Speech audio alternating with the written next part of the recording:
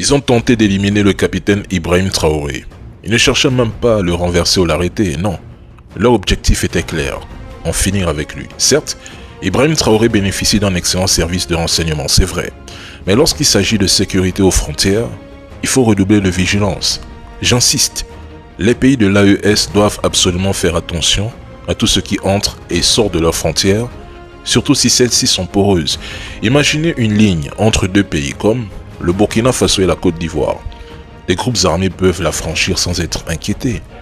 Des mercenaires peuvent passer, escortés par des trafiquants ou des complices locaux. Souvent cela se fait de nuit, dans l'ombre.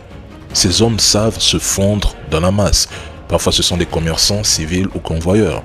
Certains utilisent de faux papiers burkinabés ou ivoiriens et passent même par les postes de contrôle officiels sans éveiller le moindre soupçon. D'anciens soldats burkinabés réfugiés dans des pays voisins pourraient également jouer les guides. Il ne faut pas non plus négliger les milices ou groupes armés déjà présents qui peuvent escorter ces mercenaires jusqu'à leur cible à l'intérieur du Burkina.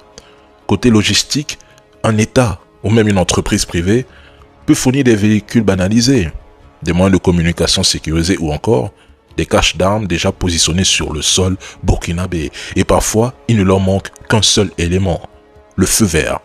Peuple burkinabé, redoublez de vigilance et s'il vous plaît, veillez. Ils veulent à tout prix déstabiliser le capitaine Ibrahim Traoré.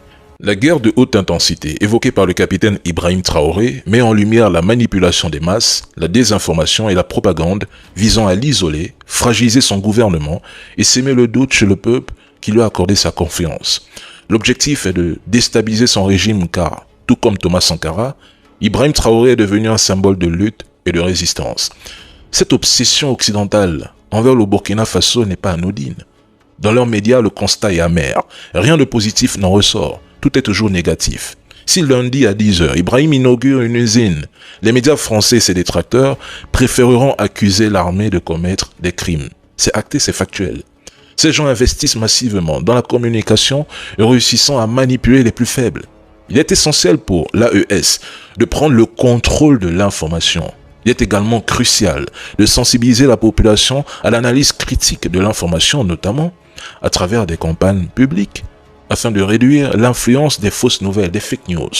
Ces gens feront tout pour qu'un Compaoré succède à Ibrahim Traoré. Le tort du président Ibrahim Traoré et des autres dirigeants de l'AES, c'est d'avoir compris les règles du jeu mondial, d'avoir osé dire non, de s'être levé pour réclamer une souveraineté pleine et entière.